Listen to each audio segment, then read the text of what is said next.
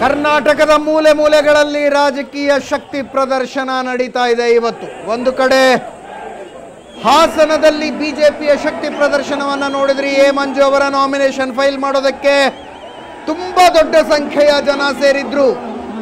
ಮಾಜಿ ಮುಖ್ಯಮಂತ್ರಿ ಯಡಿಯೂರಪ್ಪನವರು ಕೂಡ ಹಾಜರಿದ್ರು. ಅವರೇ ಹೇಳಿದ ಹಾಗೆ ಹಾಸನದ ಇತಿಹಾಸದಲ್ಲಿ ಬಿಜೆಪಿಯ ಮೆರವಣಿಗೆಗೆ ಇಷ್ಟು ದೊಡ್ಡ ಸಂಖ್ಯೆಯ ಜನ ಸೇರಿದ್ದಿರಲಿಲ್ಲ ಅಂತ. ಅತಿಶಯೋಕ್ತಿ ಏನಾಗಿರಲಿಲ್ಲ ಯಡಿಯೂರಪ್ಪನವರು ಹೇಳಿದಂತಹ ಮಾತು. ಅಷ್ಟು ದೊಡ್ಡ ಸಂಖ್ಯೆಯ ಜನರನ್ನ ಬಹುಶಃ ಯಾರು ಕೂಡ ನಿರೀಕ್ಷೆ ಮಾಡಿರಲಿಕ್ಕಿಲ್ಲ. ಮತ್ತೊಂದು ಕಡೆ ತುಮಕೂರಿನಲ್ಲಿ ಮಾಜಿ ಪ್ರಧಾನಿ ದೇವೇಗೌಡರು, ಇನ್ನೊಂದು ಕಡೆ ಮಂಡ್ಯದಲ್ಲಿ ನಿಖಿಲ್ ಕುಮಾರಸ್ವಾಮಿ ಅವರ ನಾಮಿನೇಷನ್ ಫೈಲ್ ಮಾಡೋದಕ್ಕೆ ಮೆರವಣಿಗೆಗಳು ಹೋಗ್ತಾ ಇವೆ.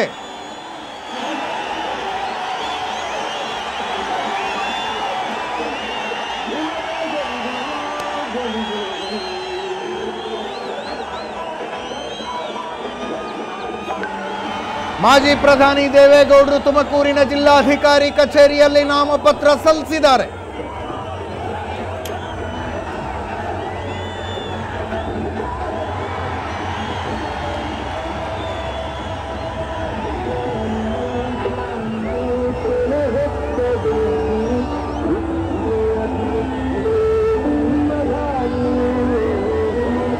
ನಮ್ಮ ಸ್ಕ್ರೀನಿನ ಎರಡು ಕಡೆಗಳಲ್ಲೂ ಕೂಡ ನೀವು ಬೇರೆ ಬೇರೆ ಭಾಗಗಳಿಂದ ನಡೀತಾ ಇರುವ ಶಕ್ತಿ ಪ್ರದರ್ಶನದ ದೃಶ್ಯಗಳನ್ನು ನೋಡ್ತಾ ಇದ್ದೀರಿ. ಒಂದು ಕಡೆ ಮಂಡ್ಯ ನಿಖಿಲ್ ಕುಮಾರಸ್ವಾಮಿ ಅವರ ನಾಮಪತ್ರ ಸಲ್ಲಿಕೆಗೆ ಮೆರವಣಿಗೆ ಆದರೆ, ಮತ್ತೊಂದು ಕಡೆ ನಾಮಪತ್ರ ಸಲ್ಲಿಸುವುದಕ್ಕೆ ಒಳಗೆ ಹೋದಂತಹ ಮಾಜಿ ಪ್ರಧಾನಿ ದೇವೇಗೌಡರ ದೃಶ್ಯಗಳನ್ನು ನೋಡ್ತಾ ಇದ್ದೀರಿ.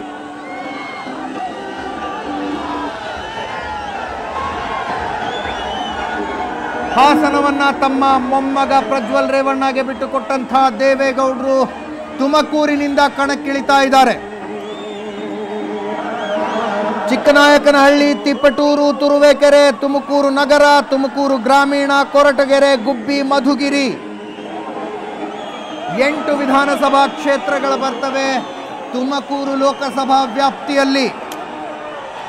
ಇನ್ನೊಂದು ಕಡೆ ಮಂಡ್ಯದ ಲೋಕಸಭೆಯ ವ್ಯಾಪ್ತಿಯಲ್ಲಿ ಮಳವಳ್ಳಿ, ಮದ್ದೂರು, ಮೇಲುಕೋಟೆ, ಮಂಡ್ಯ, ಶ್ರೀರಂಗಪಟ್ಟಣ, ನಾಗಮಂಗಲ, KR ಪೇಟೆ, KR ನಗರ ವಿಧಾನಸಭಾ ಕ್ಷೇತ್ರಗಳು. ಈ 8 ವಿಧಾನಸಭಾ ಕ್ಷೇತ್ರಗಳಲ್ಲಿ JDSನ ಶಾಸಕರಿದ್ದಾರೆ ಅನ್ನೋದು ಇಂಟ್ರೆಸ್ಟಿಂಗ್ ಆದಂತಹ ವಿಷಯ.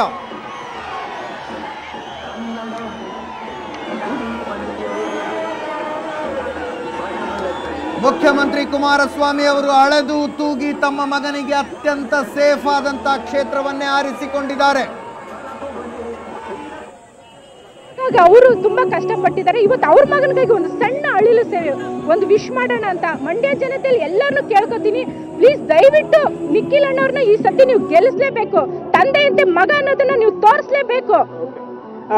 ಇದು ಮಹಿಳೆ ಅಂದ್ರೆ ಆ ಪುಟ್ಟ ಬಾಲಿಕೆಯ ತಾಯಿ ಹೇಳ್ತಾ ಇರುವಂತದ್ದು. ಮೋನಿಕಾ ಎಂಬ ಹೆಸರು ಸುಮಾರು 11 ವರ್ಷ ಬೆಂಗಳೂರಿನಿಂದ ನಿಖಿಲ್ ಕುಮಾರಸ್ವಾಮಿಗೆ ವಿಶ್ ಮಾಡಲಿಕ್ಕೆ ಬಂದಿರುವಂತದ್ದು. ಕುಮಾರಸ್ವಾಮಿ ಅವರು ಈ ಹಿಂದೆ ಸಹಾಯ ಮಾಡಿದ್ದಕ್ಕೆ JDS ವೇಷವನ್ನ ತೊಟ್ಟು ಇಲ್ಲಿ ನಿಖಿಲ್ ಕುಮಾರಸ್ವಾಮಿ ನಾಮಪತ್ರದಲ್ಲಿ ಭಾಗಿಯಾಗಿರುವಂತದ್ದು. ಕ್ಯಾಮರಾ ಪರ್ಸನ್ ಗುರುಮೂರ್ತಿ ಜೊತೆ ಶರತ್ ಕಪ್ನಳ್ಳಿ, ಸುವರ್ಣ ನ್ಯೂಸ್, ಮಂಡ್ಯ. ಮುಖ್ಯಮಂತ್ರಿ ಕುಮಾರಸ್ವಾಮಿ ಅವರಿಂದ ಸಹಾಯ ಪಡೆದಂಥ ಬೆಂಗಳೂರಿನ ಮಹಿಳೆಯೊಬ್ಬರು ಈಗ ಅವರ ಮಗನಿಗೆ ಬೆಂಬಲ ಸೂಚಿಸೋದಕ್ಕೆ ಮಂಡ್ಯಕ್ಕೆ ಹೋಗಿರುವಂಥ ವರದಿಯನ್ನು ನೀವು ನೋಡ್ತಾ ಇದ್ರಿ. ನಮ್ಮ ರಿಪೋರ್ಟರ್ ಶರತ್ ನೀಡ್ತಾ ಇದ್ದಂಥ ವರದಿ ಅದು.